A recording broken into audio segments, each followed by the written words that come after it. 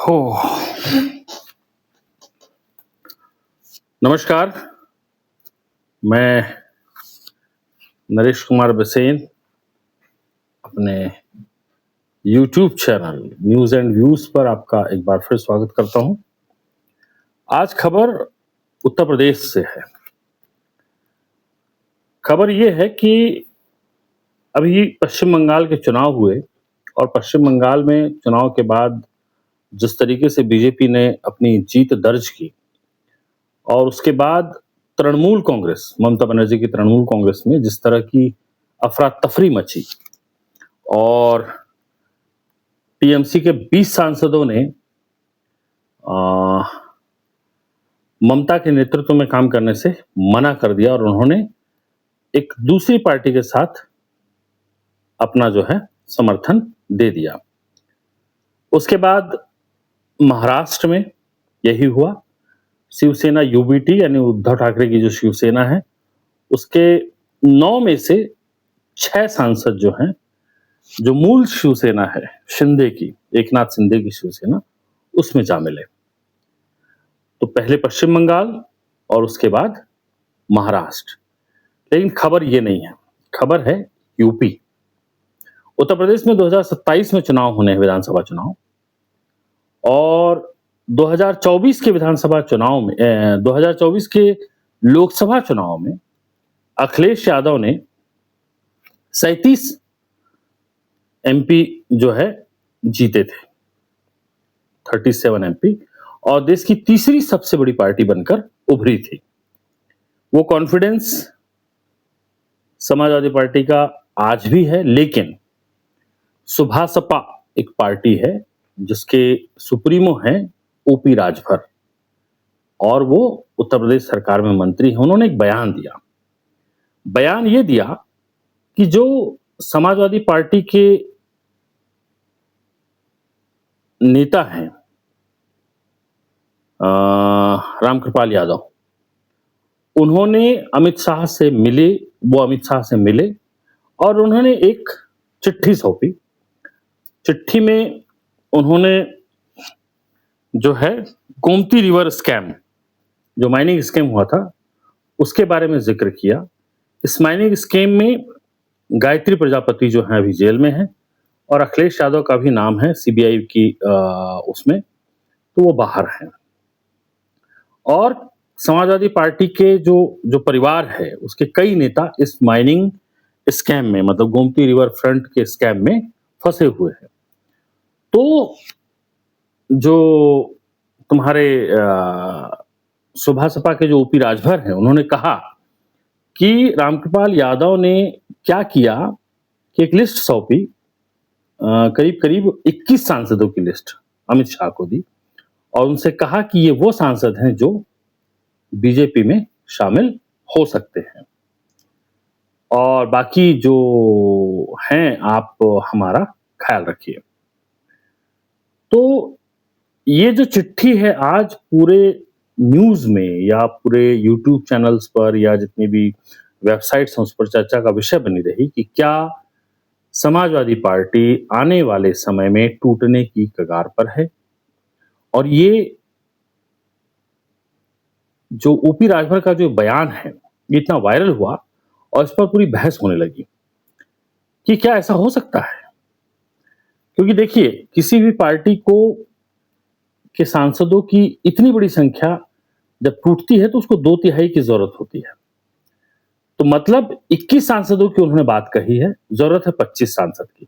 यदि 25 सांसद, 37 में से 25 सांसद यदि टूट जाते हैं और वो बीजेपी में मिल जाते हैं, तो आप समझिए कि समाजवादी पार्टी का क्या हाल होगा।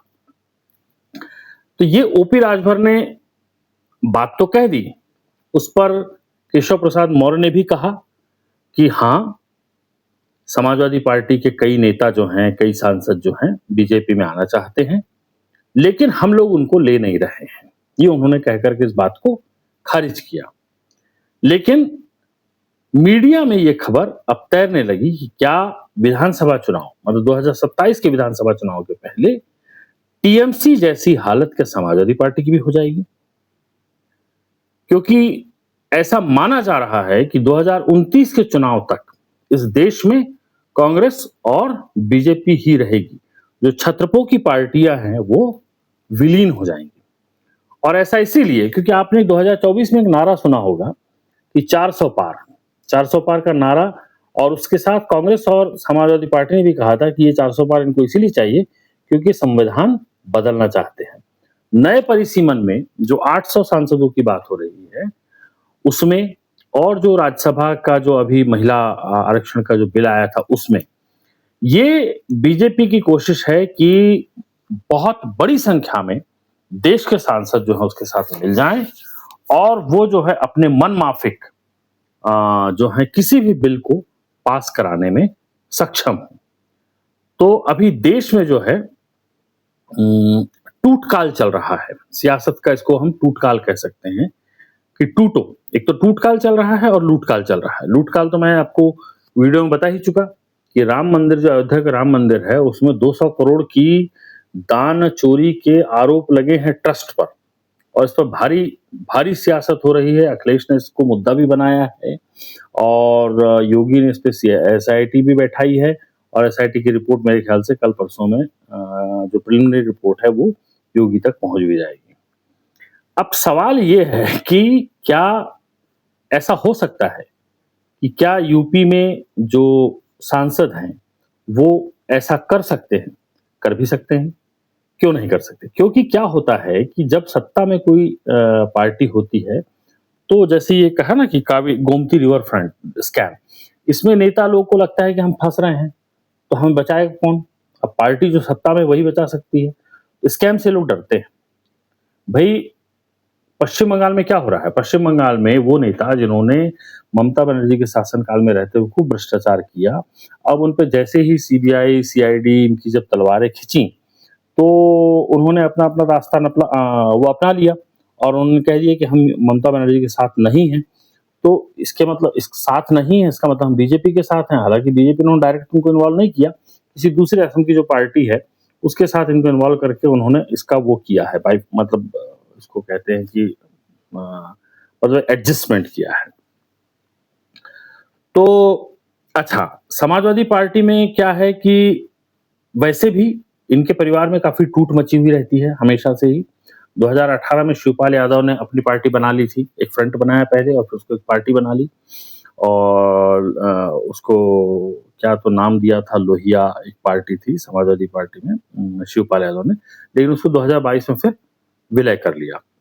अभी परसों के दिन जो है रुचि वीरा जो है मुरादाबाद से सांसद, उन्होंने एक बयान दिया कि महिला आरक्षण के उस पे जो है पीडीए की एक बैठक थी, पीडीए की बैठक में उनको बुलाया ही नहीं गया। तो असंतोष तो है, समाजवादी पार्टी के अंदर असंतोष है और उनके सांसदों को लगता है कि भई जो नेक्स्ट चुनाव है, जो 2027 का चुनाव है, इसमें किसी भी हाल में अखिलेश की पार्टी जो है चुनाव में जीत नहीं पाएगी क्योंकि उन्होंने पश्चिम बंगाल का हाल देख लिया। पश्चिम बंगाल में काडर बेस्ड पार्टी जो ममता बनर्जी की टीएमसी थी, उसको बीजेपी ने धूल चटवा दी। तो अब यूपी में जब जब योगी जो है पश्चिम बंगाल में जाकर हिंदू वोटरों को एकजुट कर सकते हैं, तो वो उत्तर प्रदेश में रह कर के अब योगी को हराना, मुझे नहीं लगता कि 2027 में योगी को कोई टक्कर दे सकता है। चूँकि सिर्फ ये बात नहीं है कि हिंदू वोटरों को कंसोलिडेट करने की बात ये है कि उत्तर प्रदेश का विकास भी बहुत ज़बरदस्त हुआ है। आप वाराणसी के कॉरिडोर को देख लीजिए और आप वहाँ की कानून व्यवस्था को देख लीजिए और आप 1 ट्रिलियन इकोनॉमी की बात देख लीजिए। तो ये तमाम जो बातें हैं वो योगी के जो ग्राफ है उसको बहुत अपर करती हैं और जो यूपी का जो ज़्यादातर मतदाता है वो चाहता है कि भई योगी जो हैं देश के मतलब उत्तर प्रदेश के मुख्यमंत्री बने रहे। हालाँकि योगी के लिए इस देश में मोदी के बाद पीएम बनने की भी बात जो है लोग करते हैं और लोग चाहते हैं कि मोदी के बाद जो है इस देश का कोई प्रधानमंत्री बने तो वो योगी बने। तो ऐसे में जो समाजवादी पार्टी के जो नेता हैं और जो टूट की बात हो रही है, इसमें कोई ऐसा नहीं कि शिगूफा है, ये कहीं न कहीं अंदर खाने बात चल रही है। और यदि ऐसा नहीं होता तो रामगोपाल जो यादव हैं, उन्होंने इसका विरोध भी नहीं किया राजभर तो कह रहे हैं कि आएँ रामकृपाल यादव और कहें, बताएँ कि भई उन्होंने ऐसा क्यों किया? ऐसा उन्होंने चिट्ठी दी कि नहीं दी और नहीं दी, तो मैं जो कह रहा हूँ उसको खंडन करें। लेकिन ऐसा उन्होंने आज कोई भी ऐसा बयान रामकृपाल यादव की तरफ से नहीं आया। लेकिन हाँ, समाजवादी पार्टी के अखिलेश यादव ने ज़रूर इसको बहुत हल्के अंदाज में ये कह दिया कि बीजेपी का तो ये नेचर है, वो तो ऐसा ही करते हैं और उल्टे बल्कि ये हो रहा है कि बीजेपी के कई नेता जो हैं, समाजवादी पार्टी में मिलना चाहते हैं। लेकिन अंदर ही अंदर जब अखिलेश बोल रहे थे, तो उनके चेहरे पे ये डर साफ दिख रहा था कि यूपी में अंदर खाने कुछ न कुछ ऐसा चल रहा है, जो समाजवादी पार्टी को तोड़ सकता है। अब खबर यही है कि क्या उत्तर प्रदेश में समाजवादी पार्टी तृणमूल कांग्रेस की तरह बिखर जाएगी? क्या उद्धव ठाकरे की शिवसेना की तरह बिखर जाएगी? क्योंकि बीजेपी का जो स्टाइल ऑफ वर्क है, जो ऑपरेशन टाइगर महाराष्ट्र में चला, वो यूपी में भी चल सकता है, ऑपरेशन यूपी। तो खबर यही है और यही मैं आप लोगों को बताना चाह रहा था कि यूपी में आने वाले समय में आप बहुत बड़ी जो है टूट देख सकते हैं। हालाँकि गुंजाइश थोड़ी-सी कम लग रही है क्योंकि 25 सांसदों का एक साथ टूटना ये बड़ी बात होगी। वो भी तब जब अभी यूपी में चुनाव नहीं हुए हैं क्योंकि ठीक है, योगी का ग्राफ ऊँचा है लेकिन आप अखिलेश यादव या समाजवादी पार्टी को पूरी तरीके से खारिज नहीं कर सकते क्योंकि यादव वोट बैंक है उनके पास, मुस्लिम वोट बैंक है और तुम्हारा ओबीसी का वोट बैंक है। तो और उन्होंने सांसद भी बहुत जीते हैं। तो ऐसा नहीं कह सकते कि समाजवादी पार्टी का बिल्कुल मतलब ज़ीरो चांसेस हैं। समाजवादी पार्टी आ सकती है, लेकिन उनके लोगों में ये डर ज़रूर आ गया है कि बीजेपी को अब हराना मुश्किल है। जैसा पश्चिम बंगाल में इन्होंने किया और यूपी में तो देखना कि बीजेपी पूरी ताकत लगा देगी। यूपी बीजेपी किसी भी सूरत-ए-हाल में हारना नहीं चाहेगी क्योंकि ये जो है 2029 का लिटमस टेस्ट कहलाएगा यूपी और ऐसे भी कहते हैं कि जहाँ यूपी में जो सरकार होती है, जब यूपी जो सरकार जीतती है वही सेंटर में भी जीतती है ना? तो यूपी एक ताकत है पूरे देश की ताकत है, यूपी बहुत बड़ा राज्य है और यहाँ पे यदि योगी सरकार नहीं बना पाए तो फिर मुश्किल है कि मोदी भी 2029 में देश में सरकार बना पाएँ, है ना? तो बात ये है और खबर भी यही है कि क्या समाजवादी पार्टी में टूट हो सकती है। तो वीडियो में इतना ही और यही बात थी, यही बात कहने के लिए मैंने ये वीडियो बनाया। तो इस पर आपका क्या कहना है? क्या आपको लगता है कि उत्तर प्रदेश में समाजवादी पार्टी टूट सकती है? और अभी नहीं टूट सकती तो क्या समाजवादी पार्टी चुनाव के बाद टूटेगी या चुनाव के पहले ऐसा कुछ होगा? ये यदि बात आपको जमती है, आप सियासत में थोड़ा-सा इंटरेस्ट रखते हैं, तो आप इस वीडियो पर कमेंट करिए और बताइए और जो मैंने कहा है इस बात को या तो खारिज करिए या स्वीकार करिए। नमस्कार।